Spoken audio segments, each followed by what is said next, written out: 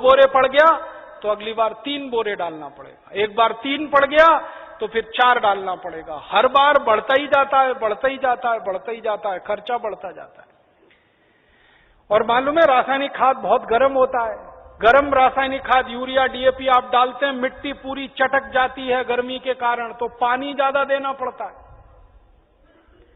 गोबर की खाद लगा के खेती करें तो गेहूं की फसल लेने में 3 पानी लगता है। यूरिया डीएपी डालकर अगर गेहूं की खेती करें तो 5-6 बार पानी लगाना पड़ता है, पानी का खर्चा बढ़ जाता है। और पानी का खर्चा बढ़ेगा तो पानी तो जमीन में से ही निकालना पड़ता है।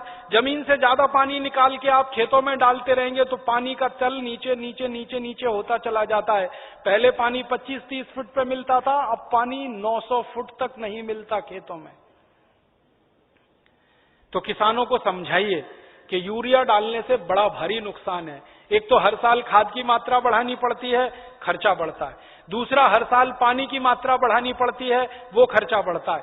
और जहां पानी निकालने के लिए बिजली नहीं है वहां डीजल पंप चलाना पड़ता है, तो डीजल का खर्चा बढ़ता है। और डीजल कभी भी महंगा होता रहता है। एक जमाने में 7 रुपए लीटर मिलता था डीजल, अब 35 रुपए लीटर। 2-4 दिन के बाद ये 40 रुपए लीटर होने जा रहा है। फिर हो सकता है 1.5 साल में 100 रुपए लीटर हो जाए। किसान कहां जाएगा, मर जाएगा वो तो डीजल का खर्चा करते करते।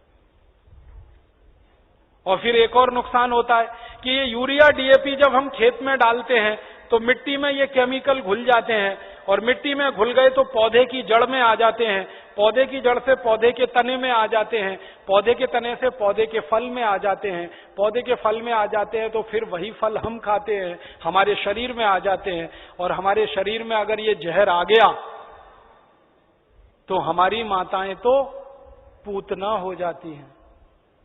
आपने पूतना की कहानी सुनी? कृष्ण भगवान को जहर पिलाने के लिए आई थी। आज हमारी माताओं के दूध में जहर आ चुका है, अपने अपने बच्चों के लिए वो पूतना की स्थिति में है। आज हमारे देश की कई संस्थाओं ने माताओं के दूध का परीक्षण करवाया है, तो माताओं के दूध में वो सारे केमिकल हैं जो यूरिया में हैं। माताओं के दूध में वो सब केमिकल हैं जो कीटनाशक दवाओं में हैं, क्योंकि भोजन हम कर रहे हैं, भोजन के साथ वो शरीर में जा रहे हैं। और यही केमिकल हैं जो आपको कैंसर पैदा करवा रहे हैं, जो आप में डायबिटीज दे रहे हैं, जो आप में हाई ब्लड प्रेशर दे रहे हैं, हाइपरटेंशन दे रहे हैं। 148 किस्म की बीमारियां इन जहरों से पैदा होती है। इसलिए किसानों को समझाओ कि ये यूरिया डीएपी का जहर एक तो विदेशी है, ये बंद करो। दूसरा, ये शरीर को नुकसान देता है, इसलिए बंद करो। तीसरा, ये पैसे का नुकसान करता है, इसलिए बंद करो। तो किसान पूछेंगे भाई क्या करें? तो उनसे कहो गोबर का खाद डालो। अब किसान क्या पूछेगा आपको? सबसे पहले वो कहेगा गोबर के खाद से तो उत्पादन नहीं होता। तो उससे कहो गोबर के खाद से भी उत्पादन बहुत अच्छा होता है। यूरिया डीएपी से जितना नहीं होता उससे तो ज्यादा गोबर के खाद से होता है। मैं तो पिछले 12-13 साल किसानों के बीच में काम करता रहा, महाराष्ट्र और कर्नाटक में। आप आइए वहां देखिए, हजारों हजारों किसानों ने यूरिया डीएपी बंद करके गोबर का खाद डालना शुरू किया है। और जिस किसान के यूरिया डीएपी के खेत में 1 एकड़ में 20 से 25 मीट्रिक टन गन्ना होता था, आज उस किसान के खेत में गोबर का खाद डालने से 90 से 100 मीट्रिक टन गन्ना हो रहा है, कम नहीं होता है। जिन किसानों के खेत में यूरिया डीएपी डालने से 1 एकड़ में 12 कुंटल गेहूं होता था, आज उनके खेत में गोबर का खाद डालने से 20 से 22 कुंटल गेहूं हो रहा है। जिन किसानों के खेत में यूरिया डीएपी डालने से 1 एकड़ में 2.5 कुंटल कपास होती थी, आज उन किसानों के खेत में गोबर का खाद डालने से 7 कुंटल एकड़ का कपास हो रही है। ऐसे एक नहीं, हजारों किसान हैं महाराष्ट्र में, कर्नाटक में, थोड़ा अगर चलेंगे तो छत्तीसगढ़ में बहुत किसान है। 12 साल मैंने बहुत काम किया किसानों के बीच, जा जाके उनको ये सब सिखाया। गोबर की खाद से उत्पादन ज्यादा मिलता है यूरिया डीएपी की तुलना। क्यों मिलता है वो जानना चाहिए। बहुत बहुत बढ़िया बात है, जो आप जान लो तो आप किसानों को समझा सकते। गोबर की खाद जब हम खेत में डालते हैं तो होता क्या है? गोबर जो है ना, कई तरह के जीव जंतुओं का भोजन है। यूरिया जो है वो भोजन नहीं, जहर है। आपके खेत में एक जीव होता है जिसको केंचुआ कहते हैं। केंचुआ को किसी दिन पकड़ना और हाथ पे रखना और उसके ऊपर यूरिया डाल देना। 2-4 दाने ही यूरिया डालोगे, वो तड़पना शुरू हो जाएगा और 1 मिनट में मर जाएगा। हम जब खेत में टनों टन यूरिया डालते हैं ना, करोड़ों केंचुए मार डाले हमने यूरिया डाल डाल के। और केंचुए क्या करते हैं? केंचुए मिट्टी को नरम बनाते हैं, पोला बनाते हैं और उपजाऊ बनाते हैं। केंचुए का काम क्या है? ऊपर से नीचे जाना, नीचे से ऊपर जाना। पूरे दिन में वो 3 चक्कर नीचे ऊपर के लगाता है। नीचे जाएगा, फिर ऊपर आएगा, फिर नीचे जाएगा, फिर ऊपर आएगा। अब केंचुआ जिंदा है तो नीचे जाएगा, फिर ऊपर आएगा। केंचुआ जब नीचे जाता है तो एक रास्ता बनाते हुए जाता है, ऊपर आता है तो दूसरा रास्ता बनाते हुए आता है। तो परिणाम क्या होता है कि ये छोटे छोटे छिद्र जब मिट्टी में वो केंचुए तैयार कर देता है तो बारिश का पानी इन्हीं छिद्रों में से नीचे एक एक बूंद नीचे रिसते हुए तल में जमा होता है। माने वाटर रिचार्जिंग का दुनिया में सबसे जबरदस्त काम कोई करता है तो केंचुआ करता है, और यूरिया के कारण ये मर जाता है। इसलिए यूरिया डालना माने किसान के लिए आत्महत्या करने के बराबर है। जिस किसान के खेत में यूरिया डलेगा केंचुआ मर जाएगा। केंचुआ मरा तो मिट्टी में ऊपर नीचे कोई जाएगा नहीं, तो मिट्टी कठोर होती जाएगी, कड़क होती जाएगी। मिट्टी और रोटी के बारे में एक सत्य है कि इसको फेरते रहो, नहीं तो खत्म हो जाती है। रोटी को फेरना बंद करो, जल जाती है। मिट्टी को फेरना बंद करो, पत्थर जैसी हो जाती है। मिट्टी को फेरने का मतलब समझते हैं?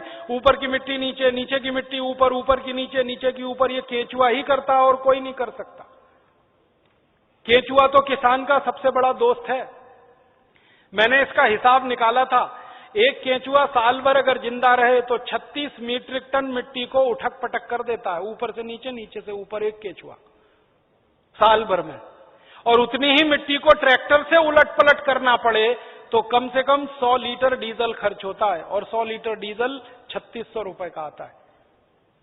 माने एक केंचुआ हर आदमी का 3600 रुपए बचा रहा है। ऐसे करोड़ों केंचुए हैं, पता सोचो कितने हजार करोड़ रुपए बच रहे हैं इस देश में। इसलिए गोबर का खाद डालने से फायदा क्या होता है? रासायनिक खाद डालो केंचुआ मर जाता है, गोबर का खाद डालो केंचुआ जिंदा हो जाता है। क्योंकि गोबर केंचुए का भोजन है। केंचुए को भोजन मिले तो वो अपनी जनसंख्या बढ़ाता है, और इतनी तेज बढ़ाता है कि कोई नहीं बढ़ा सकता। भारत सरकार कहती है हम दो हमारे दो, केंचुआ नहीं मानता उस बात को। एक एक केंचुआ 50-50 हजार बच्चे पैदा करके मरता है। 50-50 हजार। एक जाति का केंचुआ तो मैंने देखा 1 लाख पैदा करता है बच्चे, तब मरता है। तो वो एक जिंदा है, उसने 1 लाख पैदा कर दिए, अब वो 1-1 लाख पैदा करेंगे, करोड़ों केंचुए हो जाएंगे अगर गोबर डालना शुरू किया। और केंचुए ज्यादा होंगे तो मिट्टी फिर उलट पलट होने लगेगी, मिट्टी में छिद्र बनने लगेंगे, तो बारिश का जितना भी पानी गिरेगा सब मिट्टी में आ जाएगा।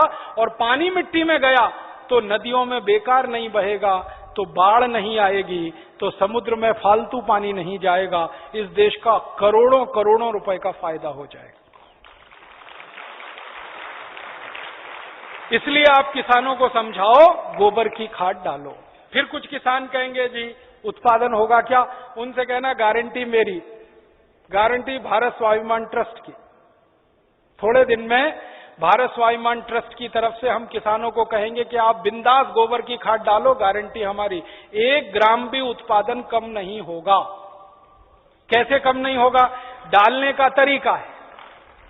डालने का तरीका क्या है? अभी किसान गोबर कैसे डालते हैं? गोबर डालते हैं, वो घूरा है, घूरा गांव में कचरा डालने का, वहां गोबर इकट्ठा करते हैं। 6 महीने, 8 महीने, साल भर वो सूखता रहता है, और सूख सूख के उसकी सारी ताकत निकल जाती है। फिर वो सूखा हुआ गोबर हम डालते हैं, इससे उत्पादन ज्यादा नहीं आता। गोबर को हमेशा गीला डालना चाहिए, ताजा डालना चाहिए। गोबर को अगर पानी में घोल के डालो ना तो वही 3 गुना ज्यादा फायदा करता है। तो किसानों को यह समझाओ कि गोबर को सुखा के खेत में ना डालें, उसको पानी में घोल के डालें। तो कैसे घोलेंगे पानी में? उसका फॉर्मूला लिख लो आप। और जो जो गांव में जाने वाले कार्यकर्ता है, ये सब किसानों को आप बोलो कितना गोबर डालना है, कितना पानी उसमें मिलाना है, कितने बीघे के लिए काम में लाना है उसको। अब आपको मैं एक मोटी सी बात बता देता हूं। 1 एकड़ माने 2.5 बीघा 5 बीघा नहीं, 2.5 बीघा। तो एकड़ 2.5 बीघे का हिसाब जोड़कर बताता हूं। एक किसान को एक बार में 1 एकड़ फसल के